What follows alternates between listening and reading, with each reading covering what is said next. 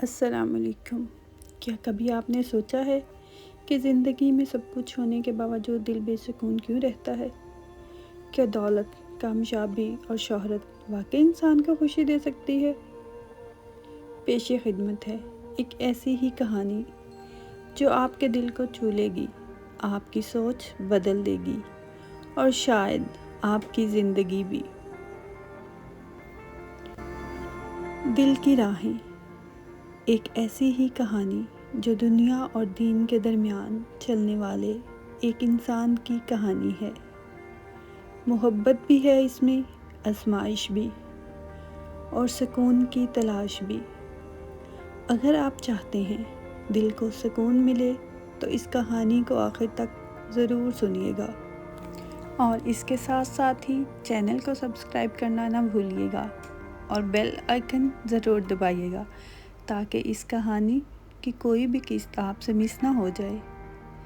شکریہ۔ تو بنا ٹائم ضائع کیے ناول پڑھنے کی طرف چلتے ہیں۔ ناول کا ٹائٹل ہے دل کی راہیں۔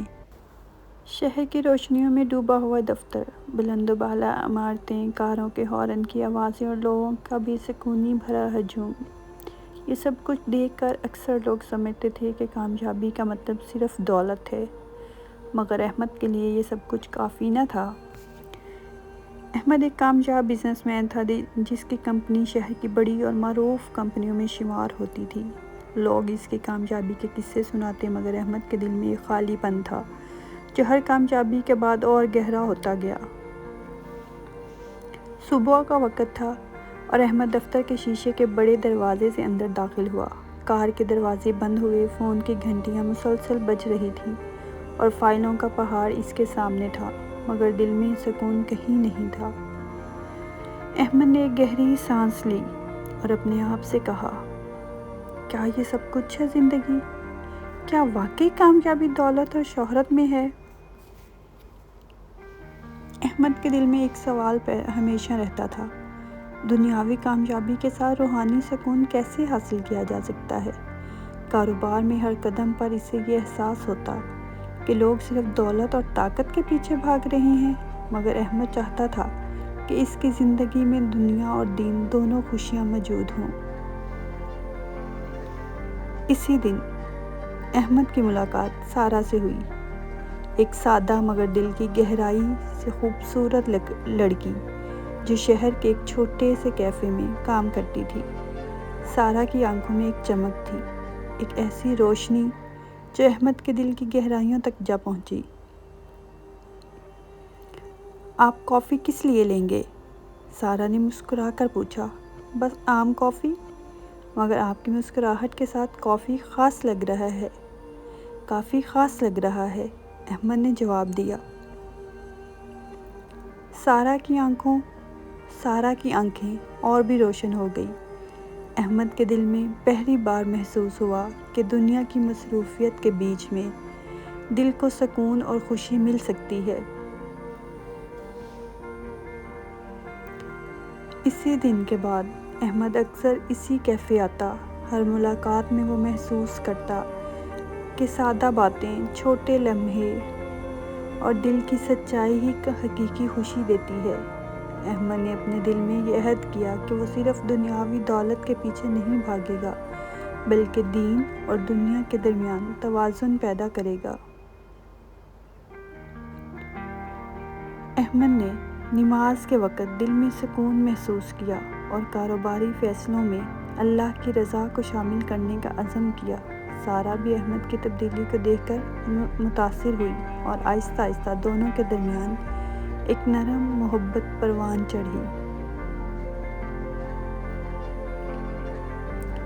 احمد کے کاروبار میں بھی نئے چیلنجز آئے، بڑے فیصلے، سرمایہ کاری کے مسائل اور ملازمین کے مسائل، مگر اب احمد جانتا تھا کہ دنیاوی دباؤ کے باوجود ایمان اور اخلاق کی حفاظت سب سے اہم ہے۔ ایک دن احمد نے دفتر کے بڑے کمرے میں بیٹھ کر اپنے دل کی بات اپنے دوست اور بزنس پارٹنر ریاض سے کی۔ ریاض، میں چاہتا ہوں کہ ہم بہت بڑی کامیابیاں حاصل کر چکے ہیں، مگر دل میں سکون نہیں۔ میں چاہتا ہوں کہ کاروبار کے ساتھ ساتھ دین اور اخلاقیات کو بھی برقرار رکھوں۔ احمد نے نرمی سے کہا۔ ریاض نے سوچتے ہوئے جواب دیا، احمد، یہ آسان نہیں۔ دنیاوی دباؤ اور کاروباری مقابلہ سخت ہے، مگر تم صحیح کہہ رہی ہو۔ اصل کامیابی صرف دولت میں نہیں بلکہ دل کی سکون اور ایمان میں ہے۔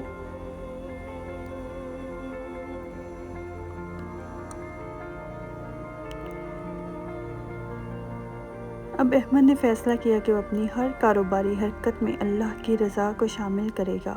وہ ملازمین کے ساتھ ایمانداری، کاروباری فیصلوں میں شفافیت اور اپنی زندگی میں عبادت اور اخلاق کو مقدم رکھے گا۔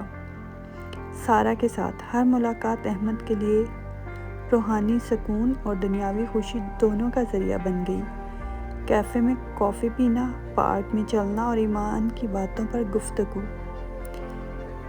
احمد نے یہ محسوس کیا کہ سچی خوشی دولت یا طاقت میں نہیں بلکہ دل کے سکون اور ایمان میں ہے۔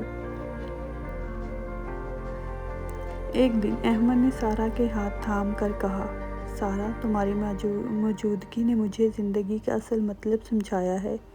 دنیاوی کامیابی کے ساتھ دل کا سکون اور ایمان کی روشنی بھی ضروری ہے۔ سارہ نے مسکرا کر کہا، احمد، یہ صرف تمہاری کوشش ہے جو ہمیں حقیقی سکون اور محبت کی طرف لے جا رہی ہے۔ زندگی کے راستے کبھی آسان نہیں ہوتے، مگر دل کی راہیں ہمیشہ روشنی دکھاتی ہیں۔